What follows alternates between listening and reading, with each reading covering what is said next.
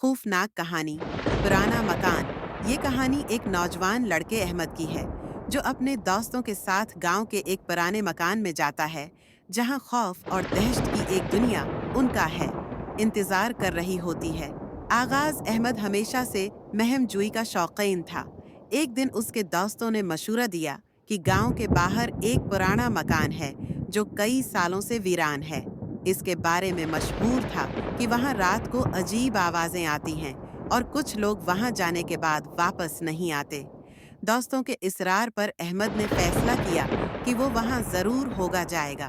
वो रात का वक्त था और चांद की मध्यम रोशनी पूरे गांव पर छाई हुई थी। अहमद और उसके 3 दोस्त अली, फरहान और सलमान एक टारिच और कुछ खाने पीने का सामान लेकर रवाना हो गए। मकान के अंदर जब वो मकान के करीब पहुंचे तो वहां का माहौल सर्द और प्रासरार था।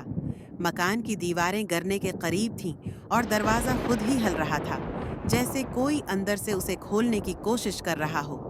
दोस्तों ने एक दूसरे की तरफ देखा और अहमद ने सबको यकीन दिलाया कि ये सब सिर्फ अफवाहें हैं। जब वो अंदर दाखिल हुए तो एक अजीब सी बू ने उनका इस्तकबाल किया।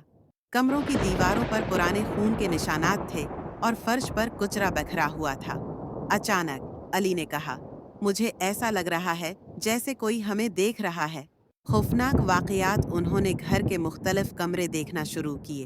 एक कमरे में उन्हें एक पुरानी तस्वीर मिली जिस पर एक औरत का चेहरा था।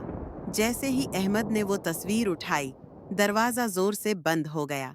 सब घबराकर दरवाजे की तरफ भागे, लेकिन वो दरवाजा खुल नहीं रहा था। फरहान ने कहा, ये सब तुम्हारी वजह से हुआ। अहमद, हम यहाँ क्यों आए? अचानक एक सर्द हुआ का झोंका आया और उनके कानों में एक औरत की हल्की आवाज गूंजी, चले जाओ, ये मेरा घर है। इंकशाफ। सब खौफजदा हो गए और दरवाजे को खोलने की पूरी कोशिश करने लगे, लेकिन वो नहीं खुला। तभी अहमद ने देखा कि वही तस्वीर अब जमीन पर नहीं थी, इसकी जगह खून से हो गई थी। लिखा हुआ एक जुमला था, यहाँ आने वालों की वापसी नहीं होती।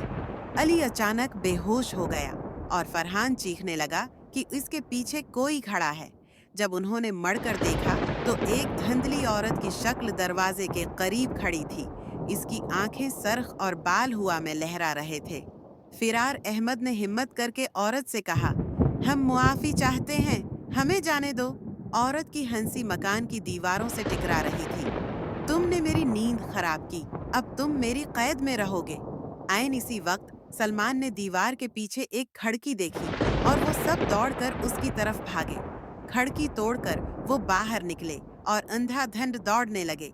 इख्तिताम। गांव पहुंचकर अहमद के दोस्तों ने इसे कभी दोबारा इस कस्म की महम जॉय न करने की कसम दी, लेकिन अहमद के ज़हन में एक सवाल हमेशा रहा, वो औरत कौन थी और मकान में आने वालों के साथ क्या हुआ था।